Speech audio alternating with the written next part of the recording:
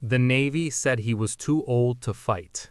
7 days later, he would shoot down 27 enemy aircraft and save nearly 2,000 lives. March 3, 1945, Okinawa, Pacific Theater. A radar operator's voice cracks over the radio. Massive bogey count. I repeat, massive bogey count. Over 300 Japanese aircraft inbound. Lieutenant Commander Jimmy Thatch grips the controls of his F-6F Hellcat as the sky above the invasion fleet fills with enemy fighters and bombers. In the next 18 minutes, 53 American ships will be hit by kamikazes. The USS Bismarck Sea will sink, trapping 318 sailors below deck.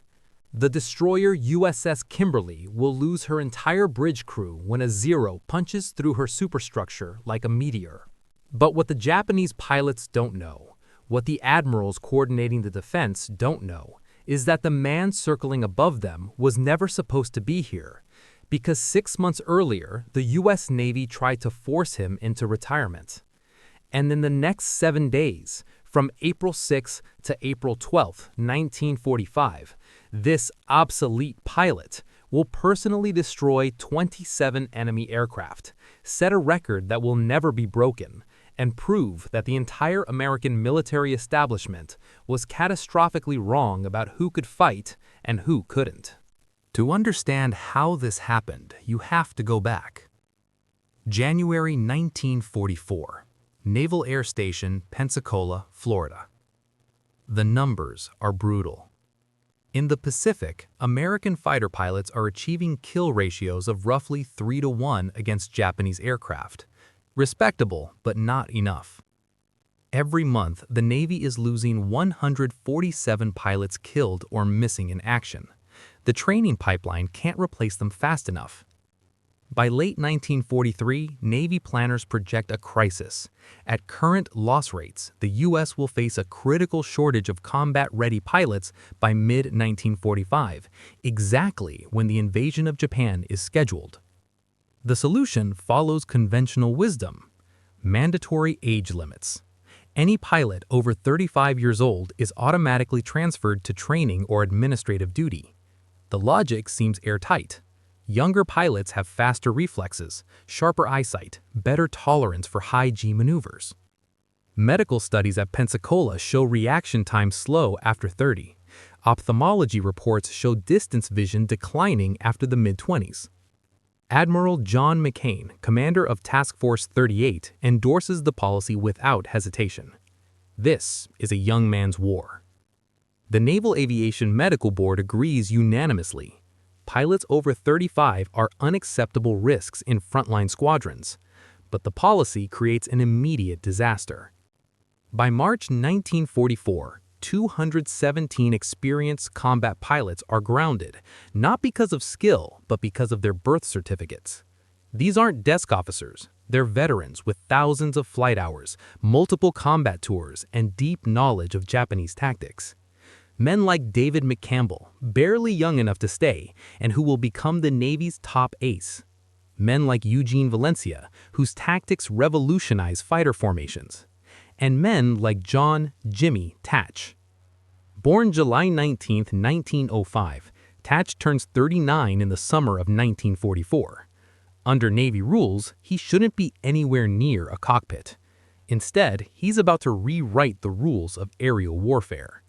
April 1944. Fighter Direction School, Quonset Point, Rhode Island. Jimmy Thatch doesn't look like a revolutionary.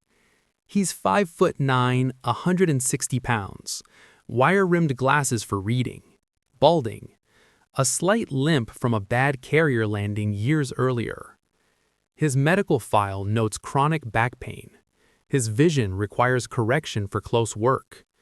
Everything about him screams obsolete. But Thatch possesses something no medical exam can measure. He thinks differently. While other pilots obsess over speed and dogfighting instinct, Thatch obsesses over geometry, angles, velocities, relative motion. He fills notebooks with diagrams. He studies Japanese tactics like a chess grandmaster studying an opponent's games. His background offers no hint of genius. Raised in rural Arkansas, failed his first flight physical due to poor depth perception, only qualified on his second attempt after months of eye exercises. Then, one Tuesday afternoon, everything clicks. Watching two Hellcats practice dogfighting over Narragansett Bay, Tatch sees a classic tail chase. The defender brakes hard and climbs. It fails. And suddenly, Tatch doesn't see two aircraft. He sees four. Two pairs. What if, instead of running, the defender turned toward his wingmen? What if both aircraft could protect each other at the same time? The geometry snaps into focus. A weaving pattern. A scissors motion. Mutual protection. Tatch grabs his notebook and starts sketching. May 1944. Auxiliary Field 2, Quonset Point.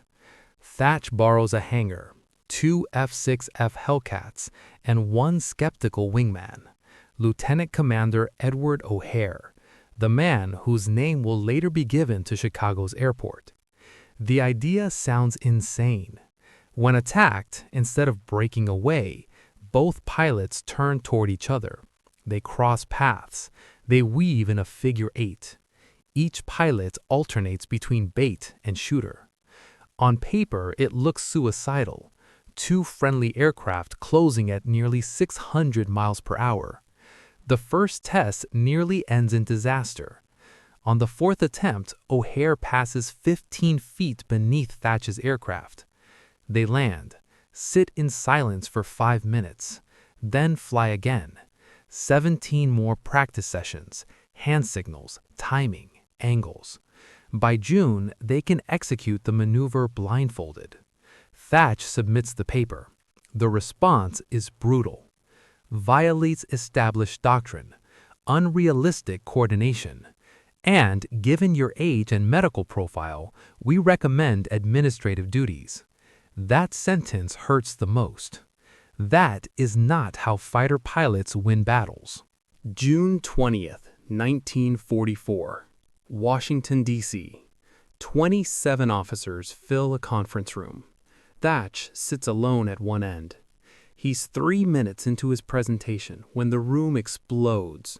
You're proposing mid-air collisions. You wear reading glasses. Age may be affecting your judgment. Then a voice cuts through the noise. Gentlemen, shut up. Vice Admiral John McCain stands in the doorway. At 59, McCain himself exceeds combat age limits, yet commands the most powerful naval force in history. He asks one question: does it work? Thatch doesn't hesitate. I would stake my life on it. McCain looks at the casualty numbers. 70% of pilot deaths come from enemy tail attacks. Your objection is noted, McCain tells the room. It's overruled. Thatch gets 4 aircraft, hand-picked pilots, 1 chance. August 24th, 1944. USS Lexington, Philippine Sea. 4 Hellcats versus 12 Japanese Zeros. The Japanese attack immediately. Weave on my mark. 3, 2, 1. From the Japanese perspective, it looks insane. American fighters flying straight at each other. Veteran Zero pilot Saburo Sakai later writes, "It was like trying to shoot ghosts." 4 Japanese aircraft fall. 8 more flee damaged. American losses, 0. 3 days later, 21 Japanese fighters attack. Same result. By September, the numbers are undeniable. 73 enemy aircraft engaged, 21 confirmed kills, 14 probable. American losses, 0. By mid-September, every fighter squadron in the Pacific is training on what is now called the Thatch Weave. Kill ratios skyrocket. Pilot deaths plummet. October 25th, 1944. Battle of Leyte Gulf. Over 300 Japanese aircraft attack American escort carriers. Outnumbered 6-1, U.S. fighters weave. They survive. Without it, pilots later write, we would have been slaughtered. And that brings us back to Okinawa. April 1945.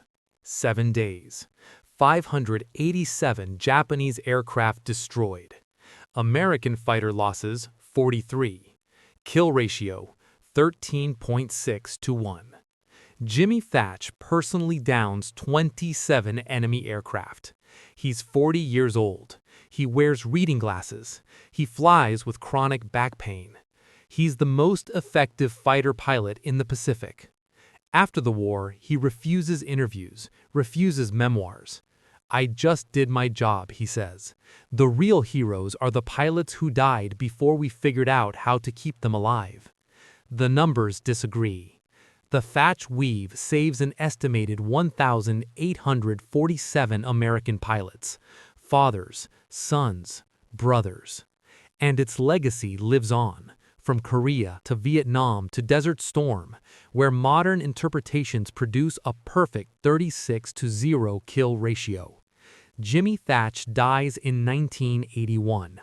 His obituary barely mentions his impact, but the pilots remember. Because he proved something timeless. The most dangerous thing in warfare isn't the enemy. It's the assumption that we already know everything. Before the world had satellites, drones, or precision weapons, men climbed into machines made of aluminum and courage and flew straight into death. In World War II, victory wasn't decided by algorithms or technology alone. It was decided by pilots who fought while outnumbered, by soldiers who advanced knowing they might not come back, and by ordinary people who carried impossible responsibility on their shoulders. Many of them were barely trained. Some were exhausted. Some were told they were too old, too slow, or already obsolete. And yet, when everything failed, they adapted.